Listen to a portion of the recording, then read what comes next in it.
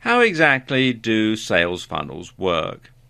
Now, this is something that causes a lot of confusion. So let me just give you an overview in this video. Now, the principle behind a sales funnel is to build trust. Trust in you, trust in your products or services, trust in your ability to deliver on time, and perhaps most importantly, trust in your ability to provide value for money. Now let's just take a look at a typical sales funnel. You're going to start off at the top of the sales funnel with a freebie, a free giveaway to get people to sign up to your mailing list. Then you're going to sell them a lower priced item, then a mid-range item, then a high-priced item, a higher-priced item, and then finally a very expensive item or an expensive service. So as the people go down the sales funnel, they build more and more trust in you. They're more and more likely to move up to the next level, and you can sell them more and more expensive things, expensive items, expensive products, expensive services, that sort of thing. Now let's look at how this works in some detail. For the purposes of this video, I'm going to assume that you're in the internet marketing niche, but it's just for illustration so that I can give you some practical examples. In reality, what I'm going to tell you can and does work in every niche, and it works for goods or services, but it works best with a combination of both. Okay, let's look at the top of the funnel, your freebie. Now, your freebie is usually a free report or an ebook, and you use this as an incentive to get people to sign up for your mailing list. So people come to your website, they sign up, and they get this free ebook or this free report, and that's got them on your list and into your funnel.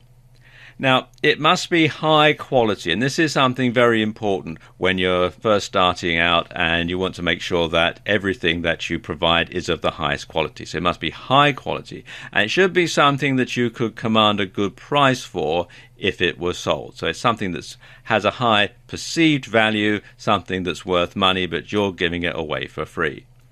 And it should contain useful information that your customer can start to use right away.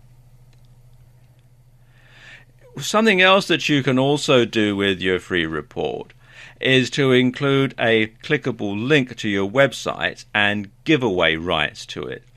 And that way, if people share it, then the report can also be a useful traffic generator, because people will see the free report that you've given away, they'll see the link to your website in the back of it, and through curiosity, then they come and visit your site. So once you've got them signed up for the free report and you've got them on your mailing list, the first thing that you're going to offer them is a lower priced product. And it's usually an ebook, principally because you can deliver it digitally. Now, this lower priced product should contain a lot of information, and it should be a reasonable length. 20 pages of A4 or letter size is a good rule of thumb. Now, you want to really over-deliver on this, because the idea is that you use this to showcase how good the rest of your products are. So people buy your lower price product, they're completely blown away by how good the quality is, and so they go ahead and they buy something more expensive from you. So you want to keep the price fairly low, but not so cheap as to make people think that it's not likely to be any good. Because sometimes people will look at something and they'll think, oh, that's so cheap, it's got to be rubbish. But where in fact it is actually good quality. So you don't want to make it too cheap, but you don't want to make it too expensive either. And usually something like $9.95 or something similar is a good price for your low price product, because after all, under $10, people can not think twice about spending that sort of money. And also, you want to offer a money-back guarantee, so that if people do buy your low-price product and they don't like it, then they can get a refund from you. So there's no risk attached to it. Then you sell them your mid-range price product. And this is something that's slightly more expensive than your ebook. And it can actually be an upsell to your low price product. So once someone has bought your low price product, you immediately offer them this mid-range product right away and offer them perhaps at a discount over what you would sell it if it were a standalone product. Because you see, once someone has bought something and they're in buying mode, they're much more likely to make an additional purchase. And a video version of your ebook is a popular choice at this level. Now, it should be low production values, just text and graphics with a voiceover. And you can use software like PowerPoint to make the slides and Camtasia to do the recording. And it can actually be the exact same stuff that's in your ebook, but just turned into a video. Now, after that, you're going to offer them a high-priced product, and this should be not immediately afterwards, but after a reasonable period of time.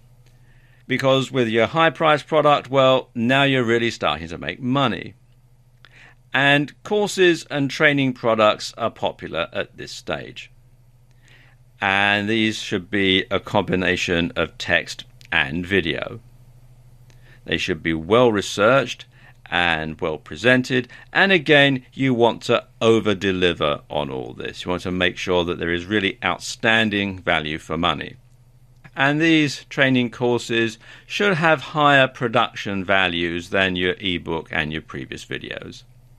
And you also want to include plenty of bonuses to add even more value.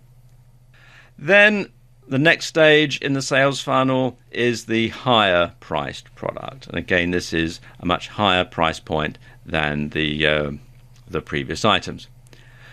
And the thing is, you'll find that not so many people will purchase at this stage.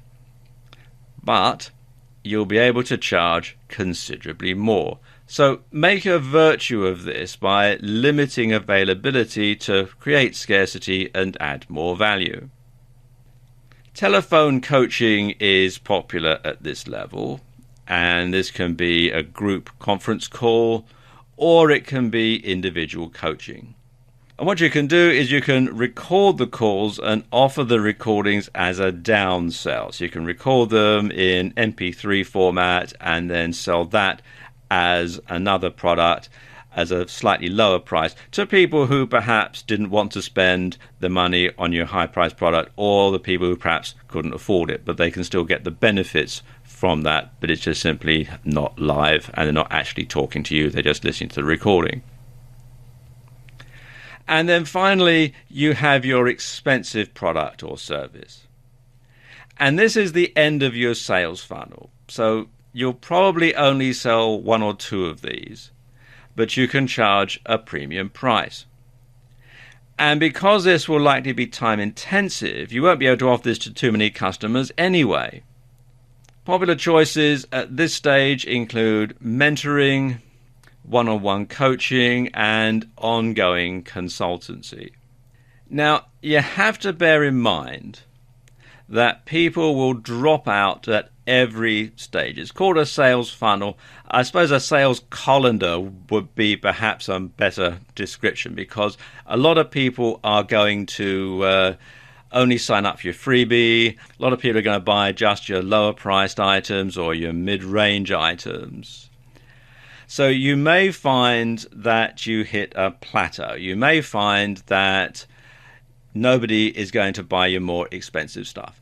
So you might find that you've got a good market just selling the lower and mid-range price items, which is fine. You know then that you can keep churning out these products, keep churning out these services for that particular market over and over again all day long. So your sales funnel will build, and as it goes along, you can put your prices up and start to make even more and more money. And basically, that's how a sales funnel works.